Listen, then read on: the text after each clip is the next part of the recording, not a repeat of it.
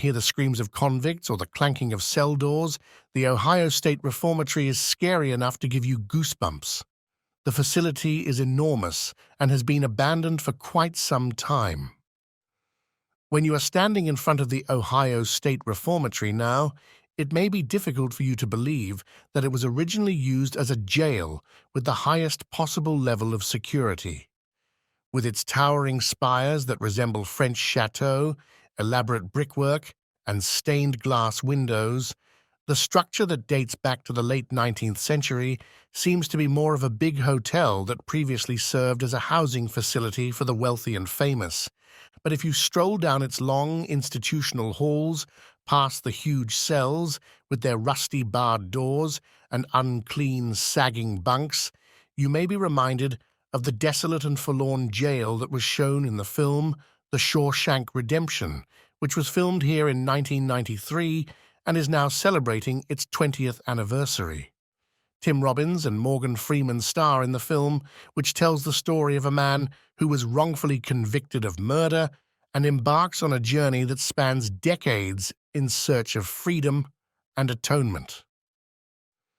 As you make your way through the halls of the reformatory, you can have the impression that you are hearing the clattering of cell doors and the screaming of the convicts.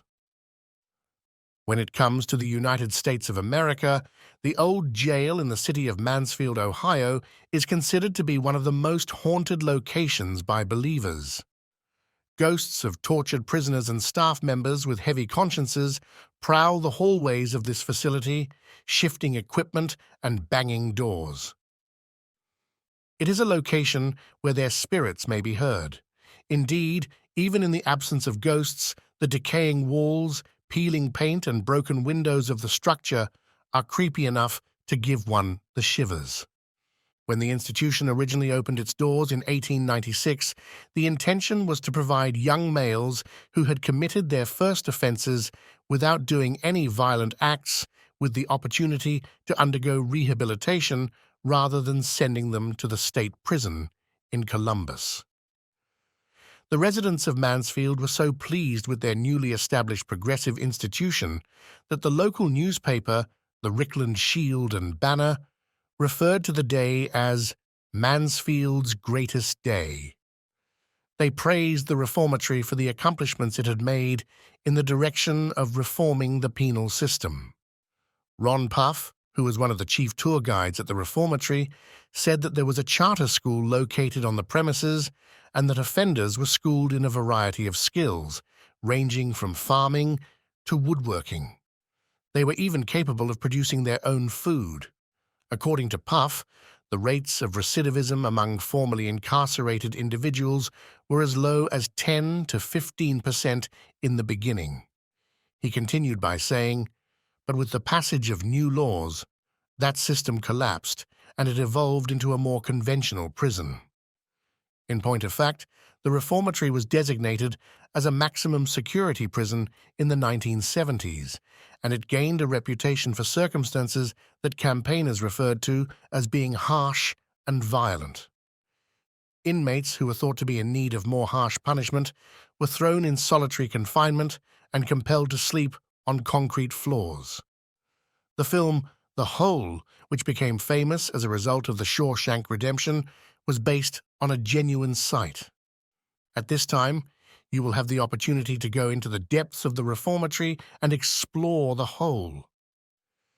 Even years after the last prisoner has been released, it still recalls a chilling and gloomy fear. Following decades of protests, the reformatory was ultimately shut down in 1990, and state authorities in Ohio expressed their desire to demolish the facility shortly thereafter. However, before that could take place, Shawshank site scouts took an interest in the structure. They were captivated to the building's design, which is a blend of Queen Anne, Richardsonian Romanesque, and Victorian Gothic styles. The building has lofty arched windows and magnificent turrets. During the conversation, Puff said that Shawshank was the reason why the building was rescued. Fortunately, after the movie was made, preservationists were able to talk with the state, and they determined that the front half of the building, which contained cell blocks and the administration area, would not be torn down, said Puff. The building was preserved.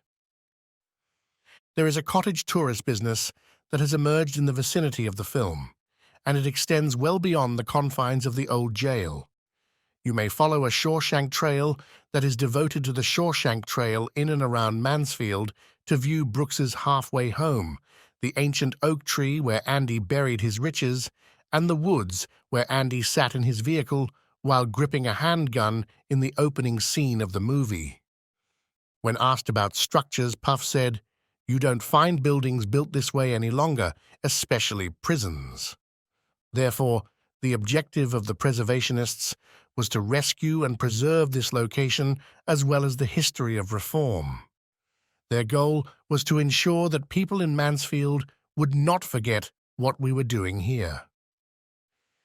It is a well-known fact that a number of the tour guides employed by the Mansfield Reformatory Preservation Society are formerly incarcerated individuals. It was in the 1960s when one of them was present, according to Puff. Their tours are a little bit different since they were in the same cell blocks but under different laws. Another individual was there in the 1980s, so their tours are a little bit different. When it comes to history, they are superior than the majority. Having a striking reminder of the building's history is provided by the experience of walking through the desolate cell blocks with someone who once resided there. Visitors, on the other hand, are able to do what inmates were unable to do. They may simply walk out the front doors when the darkness and the mutterings of restless ghosts become too much to bear.